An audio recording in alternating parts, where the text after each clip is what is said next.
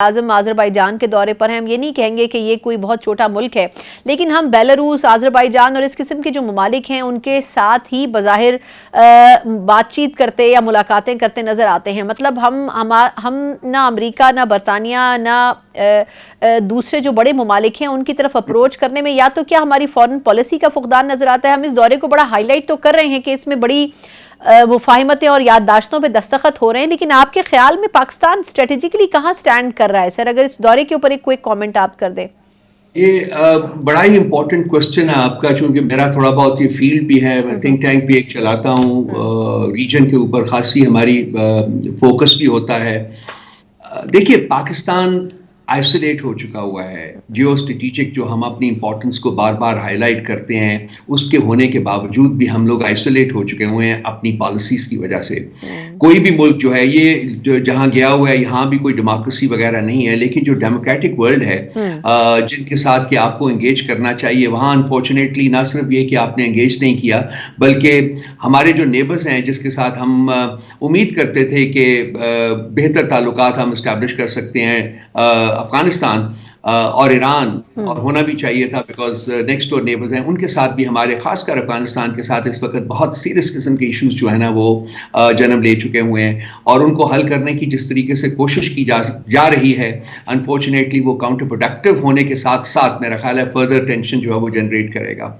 باقی یہ کہ جو جمہوری ملک جو ممالک ہیں دنیا کے، وہاں کچھ بھی وہ کہیں، لیکن انفارچونیٹلی پچھلے 3 سال سے ملک میں جو ہوا ہے، خاص کر پوسٹ فیبری 8 الیکشنز، یہ جو حالات ہیں یہ ان کی نظر میں ہے، انہوں نے دیکھا ہوا ہے اور وہ دیکھ رہے ہیں کہ کس طریقے سے یہاں جمہوریت کا جنازہ نکلا، آئین کا جنازہ نکلا، ہیومن رائٹس جو ہیں وہ وائلیٹ ہوئے ہیں. تو اس کی وجہ سے اب پاکستان کے لیے ان ممالک کے ساتھ انگیج کرنا، بلکہ میں یہاں بھی کہوں گا جی ایس پی پلس آپ کا جو ہے وہ بھی خطرے میں ہے، وہ ری ایویلویشن ہو رہی ہے اور بہت کچھ اور ہو رہا ہے. تو جہاں انگیج ہمیں کرنا چاہیے وہاں ہمارے میں اتنی سخت نہیں ہے، وہاں ہمارے میں اتنی ہمت نہیں ہے، اور جہاں انگیج کیے بغیر بھی تھوڑا بہت گزارا ہو سکتا ہے وہاں آپ انگیج کر کے اس کو بڑھا چڑھا کے پیش کر رہے ہیں. تو اس وقت ایک بیسک جو ایک ویکنس ہے ایک فارن پالیسی میں وہ نظر آ رہی ہے، اور میرا نہیں خیال کہ اس وقت جو حکمران مسند اقتدار کے اوپر براجمان ہیں ان میں اتنی کیپیسٹی ہے یا کیپیبلٹی ہے یا اتنی وہ ان میں کانفیڈنس بھی ہے کہ وہ پاکستان کو دوبارہ سے جو سویلائزڈ ڈیموکریٹک ورلڈ ہے ان کے ساتھ انگیج کر کے سینٹر سٹیج لا سکے.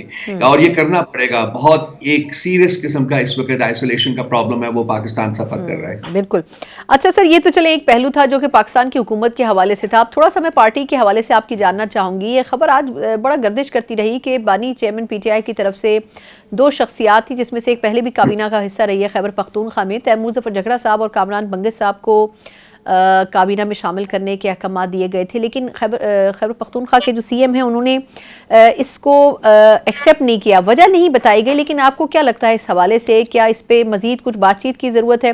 بظاہر تو لوگ اس کو پورٹری یہ کریں کہ انہوں نے خان صاحب کے احکامات نہیں مانے، لیکن میرا اپنا خیال یہ ہے کہ اس کی پیچھے کوئی بڑی بنیادی وجہ ضرور ہوگی.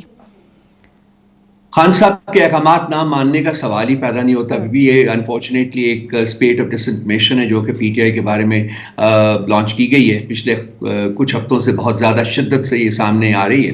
آپ نے دیکھے ہو گئے کہ وہ ٹاؤٹس بھی بیٹھے ہوتے ہیں یہاں میڈیا کے اوپر اور وہ بھی طرح طرح کے افسانے سنا رہے ہوتے ہیں. تو اگر خان صاحب کے احکامات ہیں تو وہ تو الٹیمیٹلی ان کو تو کنفارم کرنا پڑے گا، ان کو تو obey کرنا پڑے گا. باقی اور کوئی مسائل اگر ہیں تو میں I'll be very honest about it، میں اس سے آگاہ نہیں ہوں، so consequently I will refrain from commenting on that. ٹھیک. اچھا، ایک اور خبر بھی وہیں کے حوالے سے تھی سر کہ گورنر خیبر پختونخوا پرفارمنس کے حوالے سے بڑا اوپر گریڈ کر رہے تھے سی ایم سندھ کو، اور ان کا یہ ماننا تھا کہ آپ مناظرہ کرا کے دیکھ سکتے ہیں دونوں صوبوں کے سی ایمز کا کہ کون بہتر پرفارم کر رہا ہے. آپ کی کیا رائے اس کے اوپر؟ مناظروں سے یہ پرفارمنس جو ہے وہ ایویلویٹ نہیں ہوتی سائن، پرفارمنس ایویلویٹ ہوتی ہے اگلے الیکشنز میں. آپ دیکھیں گے کہ پھر کیا ہوتا ہے، صوبہ سرحد میں کیا ہوتا ہے اور صوبہ سندھ میں کیا ہوتا ہے.